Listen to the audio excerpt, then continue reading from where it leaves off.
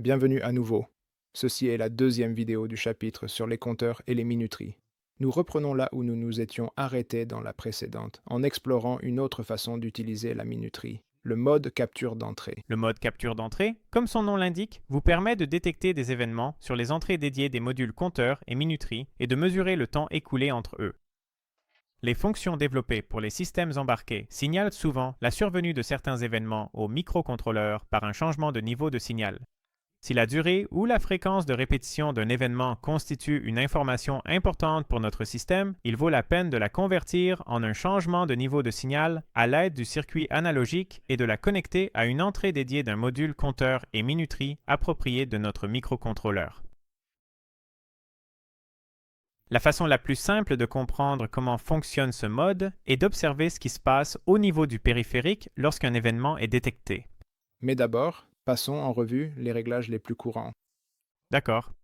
Pour chaque étape, nous illustrerons les options dans l'environnement de développement STM32 Cube IDE en utilisant la broche dédiée au canal 1 du périphérique TIM1, donc nous utiliserons le canal 1. Tout d'abord, nous devons activer le canal de capture compare approprié dans notre module. C'est la broche dédiée à laquelle le signal que nous voulons tester est connecté. Réglez la source d'horloge sur horloge interne et sélectionnez le mode capture d'entrée directe pour le canal 1. Dans le schéma du microcontrôleur, l'environnement est également attribué à la broche PE9 par laquelle nous pourrons détecter les événements. En deuxième étape, vous pouvez souhaiter définir un filtre d'entrée qui est pris en charge par la plupart des microcontrôleurs. Ceci est utile pour filtrer les signaux bruyants ou éventuellement parasites, évitant ainsi des détections multiples. Le filtre peut être réglé dans les paramètres en saisissant un nombre dans le champ du filtre d'entrée. Nous avons choisi de fixer ce paramètre à 5, de sorte qu'après un changement de niveau du signal, 5 échantillons identiques du nouveau niveau logique sont nécessaires pour que le périphérique détecte le changement. L'étape suivante consiste à définir la direction dans laquelle vous souhaitez détecter les changements de niveau du signal. Dans la plupart des cas, vous avez trois options. Vous pouvez configurer uniquement le front montant, uniquement le front descendant, ou bien la détection des deux fronts, montant et descendant, avec génération d'événements. Pour l'exemple, nous avons configuré la détection sur un front descendant, ce qui peut être sélectionné dans le paramètre de sélection de polarité. En général, nous avons également la possibilité d'utiliser un prédiviseur, que nous avons déjà vu en mode compteur. Dans ce cas, le prédiviseur correspond au nombre de changements de signal après lesquels nous souhaitons générer un événement. Cela peut être réglé dans le champ du rapport de division du prédiviseur. Dans l'exemple, nous allons régler cette valeur à 4 afin que chaque quatrième front signale une détection par le périphérique. Enfin, nous devons autoriser le module à être interrompu sur notre canal de capture compare approprié et à être notifié des événements survenus. Pour cela, cochez l'option d'interruption de capture compare TM1 dans les paramètres NVIC. Pour détecter les événements, nous devons démarrer le compteur et le module de minuterie. Dès que l'événement que nous souhaitons détecter se produit sur la broche dédiée du microcontrôleur, il enregistre la valeur actuelle du registre du compteur, qui fonctionne en continu en arrière-plan, dans le registre associé au canal de capture compare.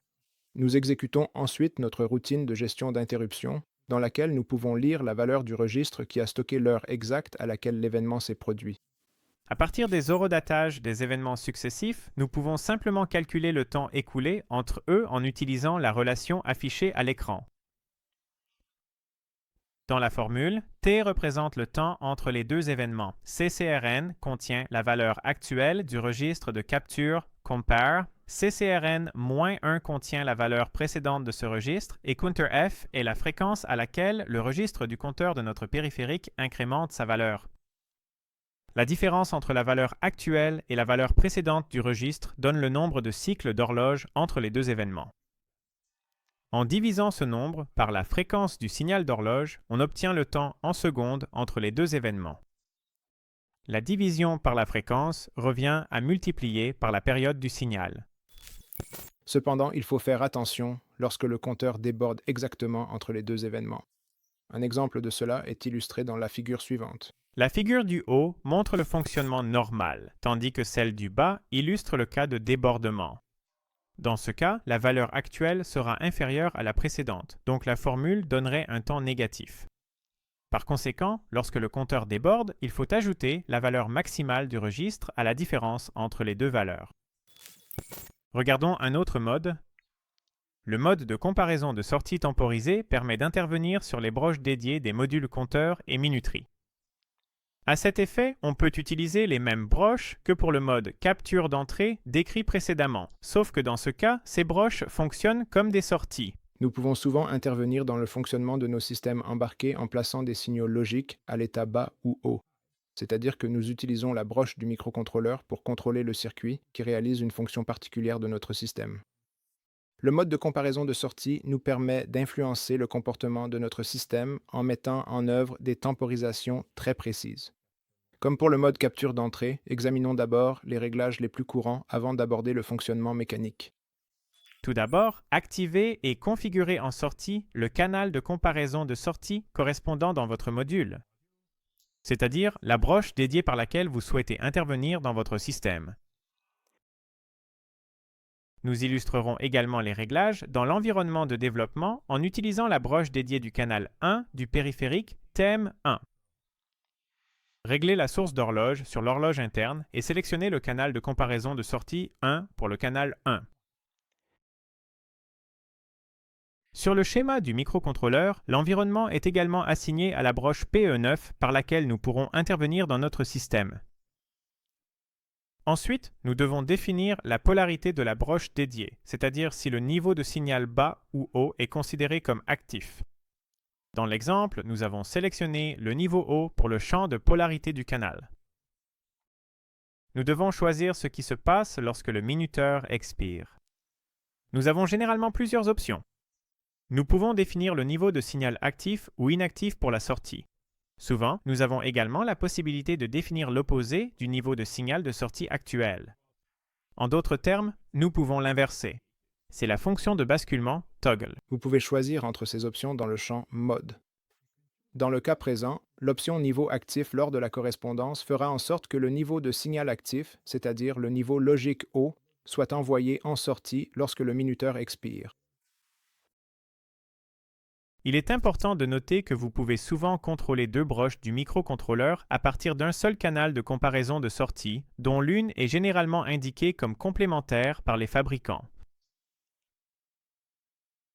Dans ce cas, il est possible d'utiliser les deux broches, ou seulement l'une d'entre elles, souvent avec leur polarité active spécifiée séparément. Dans notre exemple, cela peut être fait en sélectionnant le canal de comparaison de sortie 1, CH1N, dans le champ du canal 1 lors de la première étape. Mais ce n'est qu'un aperçu. Nous allons continuer avec le réglage du canal de comparaison de sortie 1. Oui. Après cela, nous devons régler le registre de capture compare pour notre canal de comparaison de sortie.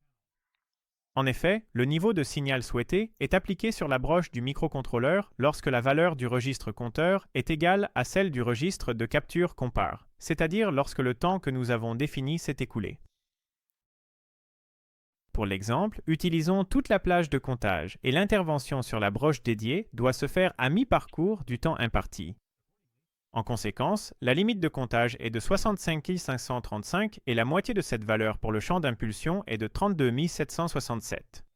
Enfin, nous devons permettre au module d'être interrompu sur notre canal de capture compare approprié afin d'être notifié lorsque le minuteur expire. Si vous souhaitez démarrer un autre minuteur immédiatement, vous pouvez le faire dans la routine du gestionnaire d'interruption. Pour effectuer cette vérification, activez l'option d'interruption de capture compare de Timmern dans les paramètres NVIC. Pour générer le changement de niveau de signal souhaité sur la broche du microcontrôleur, nous devons démarrer le compteur et le module de minuterie afin qu'ils commencent à compter selon le timing que nous avons défini, c'est-à-dire modifier la valeur du registre compteur du module à la fréquence désirée. Dès que la valeur du registre compteur atteint la valeur définie dans le registre de capture compare, le niveau de signal souhaité est appliqué sur la broche dédiée. Cette figure aide à comprendre le mode de fonctionnement. La broche dédiée du module compteur et minuterie du microcontrôleur commence à un niveau logique bas. Dès que la valeur du registre compteur atteint la valeur définie dans le registre de capture, compare, appelé désormais CCR, un changement de niveau de signal se produit à la sortie et le niveau logique haut est affiché. Si aucun changement n'est apporté aux paramètres du module, le niveau du signal de sortie reste inchangé. Cela peut également être interprété comme le fait que le microcontrôleur ajuste toujours le niveau du signal au niveau spécifié lorsque la valeur stockée dans le CCR est atteinte, ce qui n'est remarqué que si la sortie était auparavant réglée sur un niveau logique bas. Si vous souhaitez générer une onde carrée périodique en utilisant le mode de comparaison de sortie, il est également nécessaire de réinitialiser la broche dédiée. Et en définissant une valeur de CCR différente dans la routine de gestion d'interruption, nous pouvons modifier le rapport entre les niveaux de signal haut et bas. Sur ce schéma, nous comptons jusqu'à la limite CCR1 lors des 2 premiers cycles, puis nous passons à CCR2. Dans tous les cas, la réinitialisation de la broche est effectuée à la valeur de remise à 0 du compteur. En mode comparaison de sortie, nous avons appris à utiliser des minutages précis pour provoquer des changements successifs de niveau de signal sur une broche de microcontrôleur. Grâce à cette méthode, nous pouvons désormais modifier la luminosité des LED ou piloter des moteurs électriques via une électronique de puissance appropriée. Cependant, pour cela, nous ne pouvons pas négliger la fréquence à laquelle les routines de gestion des interruptions du microcontrôleur sont appelées. Cela peut également entraîner la perte d'autres événements importants en raison d'interventions trop fréquentes. La solution à ce problème est le mode de modulation de largeur d'impulsion des modules compteurs et minuterie ou PWM en abrégé, un terme que vous avez déjà rencontré dans les chapitres précédents. La façon la plus simple de le concevoir est qu'il fonctionne en modifiant et en réinitialisant périodiquement le niveau du signal sur la broche dédiée du microcontrôleur selon les réglages. Grâce au fonctionnement automatique, aucun précieux cœur de processeur n'est gaspillé à configurer la broche dans les deux sens. Comme pour les modes décrits précédemment, récapitulons les étapes générales de configuration et les options du mode PWM. Très bien, commençons. Tout d'abord, activez et configurez en sortie le canal de comparaison de sortie correspondant dans votre module, c'est-à-dire la broche dédiée par laquelle vous souhaitez intervenir dans le fonctionnement de votre système. Par exemple, pour le TM1, réglez la source d'horloge sur l'horloge interne et, pour le canal 1, sélectionnez la génération PWM du canal 1.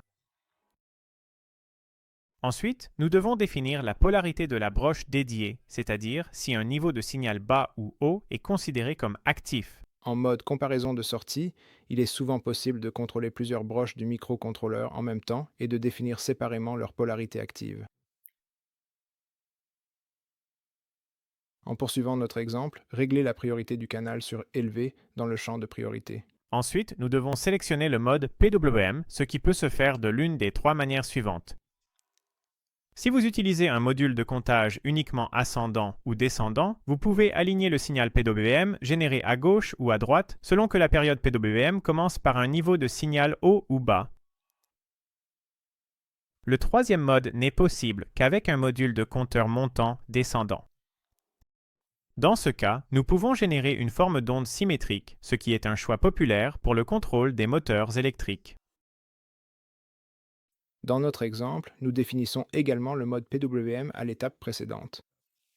Le module commence par définir la polarité active, qui correspond au niveau logique haut du signal, ce qui nous donne une forme d'onde alignée à gauche. Chaque mode est illustré dans les figures affichées à l'écran. La figure A montre une forme d'onde alignée à gauche, la figure B une alignée à droite et la C présente une onde PWM symétrique. Ensuite, nous devons configurer les 2 registres qui définissent la forme du signal. L'un d'eux est le registre de limite de comptage, déjà connu du mode compteur, qui influence la période du signal PWM généré. L'autre est le registre de capture compare du canal de comparaison de sortie qui sert à définir à quel moment, au sein de la période PWM, le niveau du signal doit changer. Autrement dit, il détermine le rapport cyclique du signal. À titre d'exemple, nous activons le signal PWM avec un rapport cyclique de 50% et la limite de comptage dans le champ de période du compteur est fixée à 9999. Pour la largeur d'impulsion, il faut saisir 5000 pour obtenir un rapport cyclique de 15 car c'est ce qui détermine le moment où le niveau du signal change. Enfin, vous pouvez activer une interruption pour être averti des changements de niveau du signal, mais cela n'est généralement pas utilisé en mode PWM car la génération périodique du signal se poursuivra. Pour générer la forme d'onde de façon périodique, il faut démarrer le module compteur et minuterie. Le circuit commandé par le signal PWM reçoit effectivement une valeur moyenne dont l'amplitude en tension dépend du rapport entre la durée des niveaux bas et hauts du signal pendant la période PWM, c'est-à-dire le rapport cyclique. Nous allons l'illustrer tout de suite. Sur les figures, le niveau bas logique du signal correspond à 0 V, tandis que le niveau haut correspond à 3,3 volts. La ligne rouge en pointillé montre comment la tension moyenne augmente en fonction du rapport cyclique. La figure A montre un signal avec un rapport cyclique de 0%, auquel cas la sortie est également à 0 V. Dans la figure B, le rapport cyclique est de 25%. Dans la figure C, il est de 50%, tandis que dans la figure D, il est de 75%. Sur la figure E, vous pouvez voir un signal avec un rapport cyclique de 100% et une tension de 3,3 volts est mesurée sur les broches du microcontrôleur. En pratique, il existe de nombreux exemples d'utilisation du signal PWM pour le contrôle. Il peut être utilisé pour modifier la luminosité, par exemple des moniteurs, des téléviseurs, des écrans de téléphone ou des décorations à base de LED. Les signaux PWM sont également couramment utilisés pour contrôler les moteurs électriques, par exemple les ventilateurs dans les ordinateurs, mais on les retrouve aussi dans les circuits de commande de moteurs électriques des véhicules électriques. Les boucles de régulation seront abordées plus en détail au chapitre 18 du programme CCE2, tandis que des connaissances supplémentaires utiles sur la modulation de largeur d'impulsion ont été traitées au chapitre 15 du programme Crystal Clear Electronics 1. D'autres modes de minuterie ne seront présentés que dans le prochain épisode, donc cela vaut la peine de regarder cette partie aussi. Au revoir. Au revoir.